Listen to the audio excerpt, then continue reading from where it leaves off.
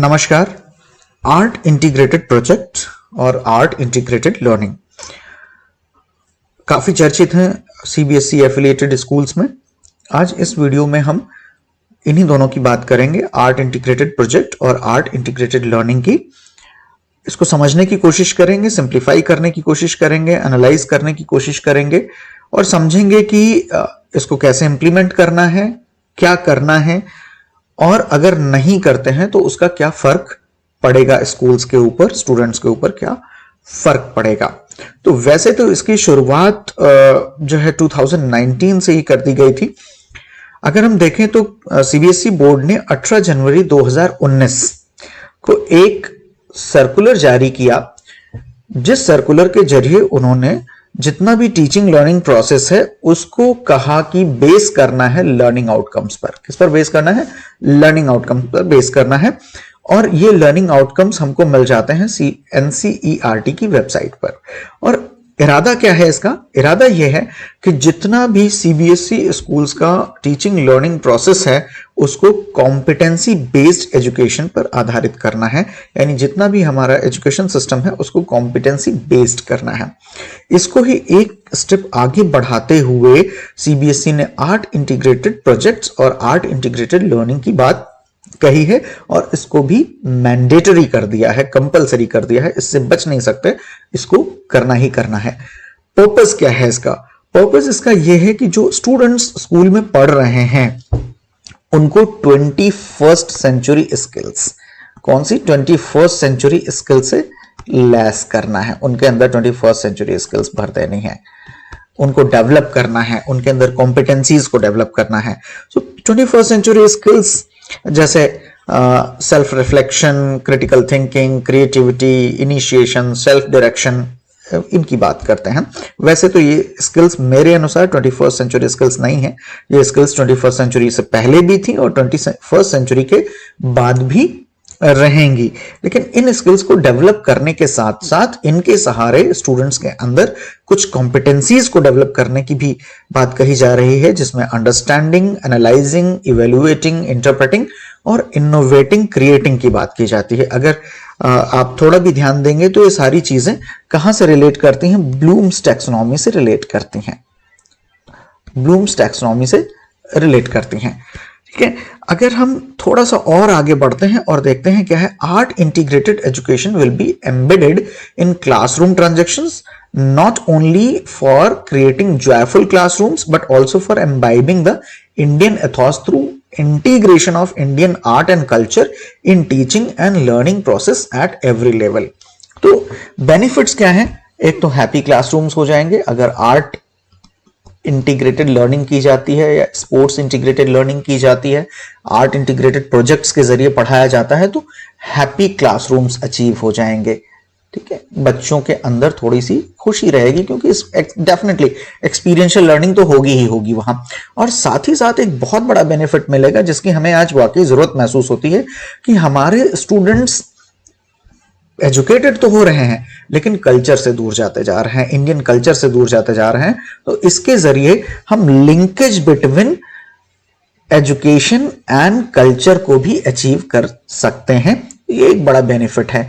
तो इस आधार पर, इन उद्देश्य के साथ में art integrated learning, art integrated projects को इंप्लीमेंट किया जा रहा है सीबीएसई एफिलिएटेड स्कूल्स में। अगर आप यहां देखेंगे पॉइंट नंबर 3 में तो कौन कौन से सर्कुलर्स कब रिलीज किए गए हैं और क्या क्या चीजें हैं वो आप देख सकते हैं। साथ ही साथ देखें, आर्ट इंटीग्रेशन से रिलेटेड जितनी भी गाइडलाइंस हैं वो आपको सीबीएसई एकेडमिक्स वेबसाइट पर मिल जाएंगे, जिसकी लिंक यहां पर इस सर्कुलर में दी हुई है। अगर आप इसको क्लिक करते हैं तो ब्राउजर पर जाकर के खुलती है और वहां पर आपको सारे के सारे डिटेल्स मिल जाएंगे।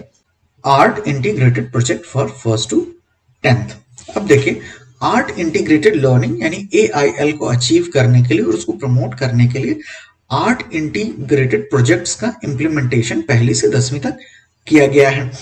और इसका ऑब्जेक्टिव एक बार मैं फिर से दोहराता हूं कि कॉम्पिटेंसी बेस्ड एजुकेशन को अचीव करना और दूसरा क्लासेस को जॉयफुल बनाना। अब इसमें क्या किया गया है, अगर हम बात करते हैं क्लासेस 9th और 10th की अगर बात करें तो इसको कंपलसरी कर दिया गया है, इसको मैंडेटरी कर दिया गया है। यानी यहां पर आपको स्कूल्स में स्टूडेंट्स को आर्ट इंटीग्रेटेड प्रोजेक्ट करवाना ही करवाना है, there is no other option. और नहीं करवाते हैं तो इसका असर क्या होगा वो आगे हम बताएंगे। मुझे लगता है कि ये क्लियर हो गया होगा। और ये सिर्फ इस सेशन के लिए नहीं है, it is not only for 2020 and 21, बल्कि लिखते हैं फ्रॉम द एकेडमिक सेशन 2020-21, यानी इस सेशन 2020 और 21 का जो सेशन है इसमें तो कराना ही कराना है, और इसके बाद ये कॉन्टिन्यूअसली मैंडेटरी मोड पर चलता ही रहेगा। फिर बात करते हैं क्लासेस 1st to 8th की। अगर क्लास 1st to 8th की बात करते हैं तो यहाँ मैंडेटरी तो नहीं कहा इन्होंने, लेकिन इन्होंने कहा है कि art integrated projects should be encouraged, इनको बढ़ावा दिया जाना चाहिए, प्रोत्साहन दिया जाना चाहिए, क्योंकि जाहिर तौर पर अगर बच्चों में कॉम्पिटेंसी और स्किल्स का डेवलपमेंट करना है तो थोड़ा सा अर्ली स्टेज पर ही शुरू कर देना चाहिए, जब वो ग्रोन अप हो जाते हैं तब नहीं। अब नेचर कैसा होना चाहिए आर्ट इंटीग्रेटेड प्रोजेक्ट्स का, ये होने चाहिए कैसे, ट्रांसडिसिप्लिनरी होने चाहिए। इस पर आगे भी बात होगी। और कम से कम एक साल में एक project, at least 1 project per year, और साथ ही साथ क्या करना है, 1 प्रोजेक्ट पर सब्जेक्ट, 1 प्रोजेक्ट पर सब्जेक्ट। यानी कि अगर 9th-10th में या किसी भी क्लास में आप 5 सब्जेक्ट पढ़ा रहे हैं, अगर हम 9th-10th की बात करें यहां पर, अगर आप 5 सब्जेक्ट पढ़ा रहे हैं तो कम से कम कितने प्रोजेक्ट्स होने चाहिए, मिनिमम 5 प्रोजेक्ट्स यहां पर होंगे, राइट, मिनिमम 5 प्रोजेक्ट्स होंगे। और वो कैसे होंगे, ट्रांसडिसिप्लिनरी प्रोजेक्ट्स होंगे। इसके लिए गाइडलाइंस भी बाकायदा सीबीएसई ने दे रखी हुई, बहुत आसान कर रखा हुआ, सेल्फ डिस्क्रिप्टिव है सब कुछ। क्लासेस 1st to 8th की अगर बात करें तो वहां पर नेचर कैसा होना चाहिए प्रोजेक्ट्स का, ट्रांसडिसिप्लिनरी नेचर होना चाहिए, और इनको इंक्लूड कर लिया जाएगा, जो भी प्रोजेक्ट्स हैं उनको किस लिए यूज किया जाएगा, इंक्लूड किया जाएगा, इंटरनल असेसमेंट। अगर आपको रिमॉडल्ड स्ट्रक्चर ऑफ यूनिफॉर्म असेसमेंट के बारे में पूरी डिटेल जानकारी है तो वहां पर इंटरनल असेसमेंट्स हैं सीबीएसई में। उन इंटरनल असेसमेंट्स के लिए 1st to 8th में इन ट्रांसडिसिप्लिनरी नेचर वाले आर्ट इंटीग्रेटेड प्रोजेक्ट्स का इस्तेमाल किया जाएगा, इंक्लूड कर लिया जाएगा जिस भी सब्जेक्ट का होगा। लेट्स से कि अगर मैथ्स में कोई कराया गया है प्रोजेक्ट, आर्ट इंटीग्रेटेड प्रोजेक्ट कराया गया है, तो वो मैथ्स के इंटरनल असेसमेंट के लिए यूज कर लिया जाएगा। और क्लास 9th-10th की अगर बात करें तो वहां पर जो आर्ट इंटीग्रेटेड प्रोजेक्ट वर्क होगा वो किसके अंतर्गत आएगा, सब्जेक्ट एनरिचमेंट एक्टिविटी के अंतर्गत आएगा, SEA, सब्जेक्ट एनरिचमेंट एक्टिविटी के अंतर्गत आएगा। और ये भी किस लिए यूज होगा, इंटरनल असेसमेंट के लिए यूज हो जाएगा। तो देखिए कितना इंपॉर्टेंट है कि ये जो हमारा आर्ट इंटीग्रेटेड लर्निंग है और इसके लिए जो प्रोजेक्ट्स कराए जा रहे हैं वो सिर्फ और सिर्फ ब्यूटिफिकेशन के पर्पस के लिए नहीं है, उनका इंटरनल असेसमेंट में भी योगदान है। अब क्या क्या कर सकते हैं, देखिए स्टार्टिंग में बात करी गई थी कि वास्ट और डाइवर्स कल्चरल हेरिटेज जो हमारे देश की है उसके बारे में जानकारी होनी चाहिए, एजुकेशन और कल्चर में लिंकेज क्रिएट होना चाहिए, तब इसका ऑब्जेक्टिव अचीव होगा। तो क्या करेंगे, आपने देखिए लिख रहे हैं, students will take up integration with any form of Indian art. क्या करना है, इंटीग्रेशन करना है किसके साथ, with any form of art, चाहे वो विजुअल हो या परफॉर्मिंग आर्ट हो, ठीक है। जो भी प्रोजेक्ट लिया जाएगा उसको इंटीग्रेट करना है किसी विजुअल आर्ट के साथ में या परफॉर्मिंग आर्ट के साथ में। इससे क्या होगा कि बच्चों के लिए प्रोजेक्ट को कल्चरली कनेक्ट करना आसान हो जाएगा। और टीचर इसमें क्या करेगा, मेंटर का रोल करेगा। टीचर क्या करेगा, मेंटर का रोल करेगा और गाइड का रोल करेगा, फैसिलिटेट करेगा बच्चों ने जो इंडियन आर्ट फॉर्म सेलेक्ट करा होगा स्टूडेंट्स ने अपने प्रोजेक्ट को करने के लिए, उस आर्ट फॉर्म के बारे में जानकारी देंगे और उसको क्रिएटिवली कैसे इंटीग्रेट करना है अपने प्रोजेक्ट में उसके बारे में भी उनको समझाएंगे। और एक बहुत अच्छी बात है कि एक भारत और श्रेष्ठ भारत प्रोग्राम के बारे में आप सबने सुना ही होगा टीचर्स फ्रेटर्निटी ने भी और स्टूडेंट फ्रेटर्निटी ने भी सुना होगा। इसमें क्या किया गया है, इंडियन स्टेट्स को पार्टनरिंग स्टेट्स दिए गए हैं। जैसे अगर दिल्ली की बात करें तो दिल्ली को पार्टनरिंग स्टेट दिया गया है सिक्किम, और अगर हम मध्य प्रदेश की बात करें, एमपी की बात करें, तो इसको मिजोरम एंड नागालैंड, ये पार्टनरिंग स्टेट्स दिए गए हुए हैं। अब इसका क्या करना है कि जो स्टूडेंट्स दिल्ली में पढ़ रहे हैं वो सिक्किम की कल्चरल एक्टिविटीज को ले सकते हैं, वहां के आर्ट फॉर्म्स को ले सकते हैं, और एमपी में जो है स्टूडेंट्स पढ़ रहे हैं वो मिजोरम और नागालैंड से ले सकते हैं, प्रोजेक्ट्स को इंटीग्रेट कर सकते हैं वहां से। और इस बारे में पूरी की पूरी जानकारी ekbharat.gov.in वेबसाइट पर उपलब्ध है कि कौन से स्टेट का कौन सा पार्टनरिंग स्टेट है। आप इस लिंक को क्लिक करेंगे, ये लिंक जो यहाँ पर दी हुई है, तो आप डायरेक्ट जाकर के उस पर ब्राउजर में जाकर के नेविगेट कर जाएंगे और वहां पर आप देख सकते हैं। काफी सारे पॉइंट्स हैं जिनको आप पढ़ सकते हैं। हम एक इंपॉर्टेंट पॉइंट यहाँ पर देख लेते हैं कि ये जो भी प्रोजेक्ट्स लिए जाने हैं इनको कैसे तैयार करना है, इनको इको फ्रेंडली मैनर में तैयार करना है, यानी हमारे एनवायरनमेंट को कोई नुकसान नहीं होना चाहिए। मटेरियल भी जो होना चाहिए वो रेडिली अवेलेबल हो और लोकल रिसोर्सेज का यूटिलाइजेशन होना चाहिए। साथ ही साथ ये भी ध्यान देने की बात है कि ऐसे मटेरियल का यूज करना चाहिए कि वो पेरेंट्स या गार्जियन के ऊपर किसी भी तरीके का फाइनेंशियल बर्डन नहीं करें, यानी लो कॉस्ट मटेरियल को यूज करना चाहिए, या हमारे घरों में आसपास जो मटेरियल हमको इजिली आसानी से उपलब्ध हो जाए उसका इस्तेमाल कर लेना चाहिए इन प्रोजेक्ट्स को करने के लिए। अब अगर टीचर्स की बात करें तो टीचर्स क्या कर सकते हैं, ये यहाँ पर एक फ्लो चार्ट दिया हुआ है, इस प्रोसेस का इस्तेमाल कर सकते हैं, इस फ्लो चार्ट का इस्तेमाल कर सकते हैं for carrying out the project work. सबसे पहला स्टेप है selection of topic, theme, drawing upon the previous knowledge of the students. देखिए बहुत इंपॉर्टेंट बात कही यहाँ पर कि previous knowledge of the students के आधार पर टॉपिक का सिलेक्शन कर लेना है। Providing creative inquiry opportunities for hands on learning to the students, and assessment of the students for subject and art involved, and reflection on new learning of the subject using an art form by the student। ये बहुत important है कि आपने project करा लिया, उसका assessment कर लिया और बच्चे को पता ही नहीं चला कि उसने क्या सीखा क्या नहीं सीखा, तो फिर प्रोजेक्ट करना बेकार हो जाएगा। तो सारा कुछ करने के बाद, टॉपिक देने के बाद, प्रिपरेशन कराने के बाद, असेसमेंट करने के बाद जो अचीवमेंट हुआ है, लर्निंग आउटकम जो निकल करके आया, उस पर रिफ्लेक्शन भी होना चाहिए।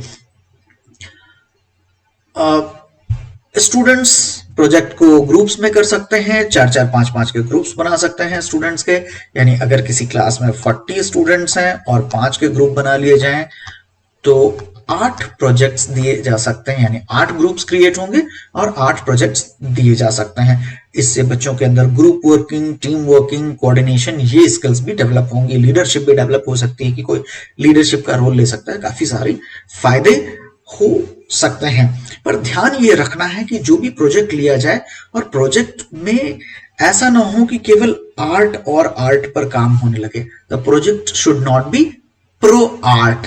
अगर प्रो आर्ट हो जाएगा तो ये सब्जेक्ट टीचर के लिए इसको इवेल्युएट करना थोड़ा सा मुश्किल हो जाएगा और बच्चों के लिए गाइड करना मुश्किल हो जाएगा, बिकॉज अब सोशल साइंस या मैथमेटिक्स के टीचर से हम आर्ट टीचर, हर मैथमेटिक्स का टीचर आर्ट में एक्सपर्ट हो, ऐसा हम एक्सपेक्ट नहीं कर सकते हैं। तो आर्ट को इंटीग्रेट करना है लेकिन प्रो आर्ट नहीं बना देना है।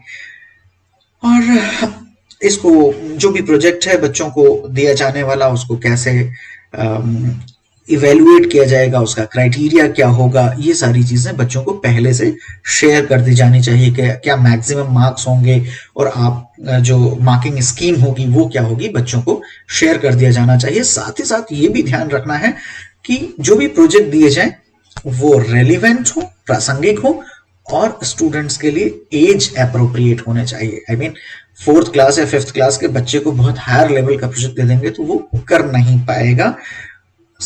इसके साथ प्रोजेक्ट कमेंसमेंट डेट कब शुरू होगा और प्रोजेक्ट को कब एंड करना है, सबमिट करना है, ये बच्चों को पहले से बता दिया जाना चाहिए। उसके लिए चाहे तो कैलेंडर पहले से बना करके दे सकते हैं, आप अपने एनुअल एकेडमिक प्लानर में दे सकते हैं। ये आसानी से किया जा सकता है। Then art integrated learning as a pedagogical tool from classes 1 to 12th। अभी देखिए ऊपर 1 to 10th की बात करी थी, लेकिन यहां पर जो नोटिस करने की बात है कि इसको आगे बढ़ा करके 12वीं कक्षा तक पहुंचा दिया गया है, 12th तक पहुंचा दिया गया है, राइट। सो ये कहते हैं कि AIL will continue as a pedagogical tool for classes 1 to 12th in addition to art education under co-scholastic area as provided in the secondary school curriculum of the board। देखिए आर्ट एजुकेशन तो जो है वो है ना, art education तो है ही है, उसके साथ साथ आर्ट इंटीग्रेटेड लर्निंग भी एक पेडागोजिकल टूल की तरीके से इंप्लीमेंट कर दिया जाएगा। और इसके जो ऑब्जेक्टिव्स हैं वो क्या है? टू प्रमोट आर्ट्स, आर्ट का प्रमोशन करना, and to develop skills of art, but to use art as a tool to teach other subjects. देखिए ये बड़ी इंपॉर्टेंट बात है कि केवल आर्ट ही नहीं सिखाना है। जब हम आर्ट इंटीग्रेटेड लर्निंग के प्रोजेक्ट्स करेंगे तो आर्ट और आर्ट स्किल्स तो डेवलप होंगी ही होंगी, बट इन स्किल्स को और आर्ट को हमें यूज करना है as a tool to teach other subjects. Social science पढ़ाने के लिए, इंग्लिश पढ़ाने के लिए, अदर लैंग्वेजेस पढ़ाने के लिए, मैथमेटिक्स पढ़ाने के लिए, साइंस पढ़ाने के लिए आर्ट का यूज करना है, ताकि फिर से हम कहेंगे कि क्लासरूम लर्निंग कैसी हो जाए? जॉयफुल लर्निंग हो जाए, आनंददायक लर्निंग हो जानी चाहिए, क्लासरूम की मजेदार एक्सपीरियंशियल लर्निंग हो जानी चाहिए। तो इसके लिए तमाम सारी एक्टिविटीज को टीचर को पहले से प्लान करके रखना होगा। CBSE ने काफी सरल कर दिया है, चीजों को आसान कर दिया है कि टीचर्स को एक्टिविटीज क्रिएट करने में प्रॉब्लम ना आए। इसके लिए इन्होंने क्या किया है कि एनर्जर 2 में तमाम सारी एक्टिविटीज ऐसी दी हैं जो कि अलग अलग सब्जेक्ट्स के साथ इंटीग्रेट की जा सकती हैं, लेकिन फिर भी कहते हैं कि these activities are only suggestive. ये एक्टिविटीज कैसी हैं? ये सजेस्टिव हैं। अगर टीचर चाहे तो अपनी तरफ से और भी एक्टिविटीज क्रिएट कर सकते हैं। अब आ जाता है एक इंपॉर्टेंट पॉइंट कि जब इतना सारा कुछ करेंगे आर्ट एजुकेशन में, आर्ट इंटीग्रेटेड लर्निंग में, आर्ट इंटीग्रेटेड लर्निंग को अचीव करने के लिए आर्ट एजुकेशन प्रोजेक्ट्स करेंगे, आर्ट इंटीग्रेटेड प्रोजेक्ट्स करेंगे, तो इनकी रिपोर्ट भी सबमिट करनी होगी, ताकि ये इंश्योर हो कि वाकई स्कूल्स कर रहे हैं और स्टूडेंट्स भी उसमें प्रॉपर्ली इन्वॉल्व हो रहे हैं और उनका स्किल डेवलपमेंट हो रहा है। तो क्या है उसके लिए? देखिए एक यहाँ पर लिंक दी हुई है, इस लिंक को जब क्लिक करेंगे तो आप रिडायरेक्ट हो जाएंगे, ठीक है। अब बड़ी मजेदार बात यहां पर है, यही बता देता है कि the board has prepared art education and art integrated learning portal, जिसको आपने सुना होगा कला सेतु के नाम से एक पोर्टल है, हिंदी में कला सेतु कहते हैं। बड़ा सुंदर सा पोर्टल बना हुआ है, हमने रजिस्ट्रेशन करके देख लिया है। वहां पर इस पोर्टल पर जाकर के डेटा को अपलोड करना है, और डेटा अपलोड करना थोड़ा सरल नहीं है, काफी एक फॉर्मेट है, उसको आपको पहले से तैयारी करके रखनी होगी, तभी कर पाएंगे, ऐसा मुश्किल हो जाएगा। फिर वो पोर्टल इस लिंक पर मिल जाएगा जो आपका cbseit.in CBSE web art education landing page पर जाकर के वहां पर मिल जाएगा। आपको 10th और 12th का डेटा तो कंपल्सरली डालना ही डालना है, खास करके जो बच्चे बोर्ड एग्जाम में बैठ रहे हैं। अब देखिए क्या है, स्कूल्स में follow below mentioned steps for uploading the data in AE and AIL portal. Art education और आर्ट इंटीग्रेटेड लर्निंग का जो पोर्टल है उस पर इन स्टेप्स को फॉलो करके डेटा को अपलोड कर सकते हैं। द रिक्वायर्ड डेटा आपके पास क्या क्या होना चाहिए? Implementation of art education up to class 10th, art integrated project up to class 10th and implementation of art integrated learning up to class 12th। ये चीजें आपको अपलोड करनी है। अब देखिए अगर इनको अपलोड नहीं करते हैं तो उसका नुकसान क्या होगा, उसका दुष्परिणाम क्या होगा? आप एडमिट कार्ड्स को नहीं डाउनलोड कर पाएंगे। ये एक बड़ा रेस्ट्रिक्शन यहां पर लगा दिया गया है। Until you upload the data of art education, art integrated project and art integrated learning for class 10th and 12th, you shall not be able to download admit cards for the classes 10th and 12th exams of the board. इसलिए बहुत जरूरी है जब आप इस data को upload कर देते हैं तो वहां पर एक कंफर्मेशन नंबर जनरेट होगा। उस कंफर्मेशन नंबर की मदद से ही ये एडमिट कार्ड्स डाउनलोड होंगे। तो ये पॉइंट नोट कर लीजिए कि if you need admit cards तो आपको ये करना ही करना होगा। यानी सीबीएसई ने एक चेक पॉइंट यहां पर लगा दिया है। और रिपोर्ट फॉर्मेट सबमिशन जो है एनेक्जर 3 पर अवेलेबल है। आप इस सर्कुलर को डाउनलोड करके देख सकते हैं, एनेक्जर्स वगैरह पूरे के पूरे देख सकते हैं। अब ये पूरा यहाँ दिया हुआ है कि आपको कैसे इस पोर्टल पे जाएंगे, इस लिंक को क्लिक करेंगे, फिर आप उस पोर्टल पर लैंड करेंगे, वहां पर आप अपना यूजर नेम पासवर्ड डालेंगे। यूजर नेम पासवर्ड आपका वही होगा जो आपने एलओसी रजिस्ट्रेशन के टाइम पर यूज किया था, वही आपका यूजर नेम और पासवर्ड होगा। उसको डालने के बाद में लॉगिन हो जाएंगे। लॉगिन करने के बाद में आप सारा डेटा अपलोड कर देंगे। डेटा अपलोड करने के बाद में कंफर्मेशन नंबर जनरेट हो जाएगा and this confirmation number will be helpful for downloading admit cards and the printout of AE and AIL report। ये जो प्रिंट आउट है इसको आपको बोर्ड को नहीं भेजना है, रीजनल ऑफिस को नहीं भेजना है, सीबीएसई हेडक्वार्टर्स को नहीं भेजना है, लेकिन स्कूल में अपने पास कम से कम 1 साल के समय तक सुरक्षित रखना है। अगर किसी रिकॉर्ड और रेफरेंस के लिए आपसे मंगा लिया जाता है तो आपको देना होगा। ये था आर्ट इंटीग्रेटेड प्रोजेक्ट और आर्ट इंटीग्रेटेड लर्निंग के विषय में। और ये देखिए जल्दी से देख लेते हैं। ये यहाँ पर आपको देखिए लिस्ट दी हुई है पूरे पार्टनरिंग स्टेट्स की। इसके बाद ये एनेक्जर 1 है। अगर एनेक्जर 2 की बात करें तो ये देखिए तमाम सारी एक्टिविटीज दी हुई हैं, इनको पढ़ सकते हैं। 2 dimensional activities, 3 dimensional activities, assignments and correlating art activities with other schools, group activities यहाँ पर दी हुई हैं। theoretical understanding of art and culture दिया हुआ है। performing arts, music, practical activities, project works, music, melodic instruments। फिर practical activities में क्या क्या चीजें हैं ये सब कुछ यहाँ पर दिया हुआ है। डांस एंड मूवमेंट्स, आप इनको सर्व कर सकते हैं, यहाँ पर देख सकते हैं। फिर आ जाते हैं फॉर्मेट्स। एनेक्जर 3 किस किस फॉर्मेट में डेटा को सबमिट करना है वो यहाँ पर आप देख सकते हैं। यहाँ पर भी एक्टिविटीज आपको सेलेक्ट करनी होंगी। इसके लिए हम एक अलग से वीडियो भी बना देंगे, क्योंकि ये अगर अभी हम बनाना चाहेंगे तो काफी लंबा हो जाएगा, इसलिए हम यहाँ पर नहीं बनाते हैं। ये हमारा एक प्रयास था कि आर्ट इंटीग्रेटेड प्रोजेक्ट और आर्ट इंटीग्रेटेड लर्निंग को थोड़ा सा सरल कर सकें बच्चों की सहायता के लिए, टीचर्स की सहायता के लिए। आगे प्रयास करेंगे कि एक वीडियो में इसके डेटा अपलोड की प्रोसेस को भी आप लोगों को बता सकें जल्दी ही। तो फर्दर अपडेट्स के लिए जुड़े रहें संग्राम सिंह के साथ, देखते रहें, सुनते रहें हमारे YouTube चैनल महासा को। तब तक के लिए जय हिंद।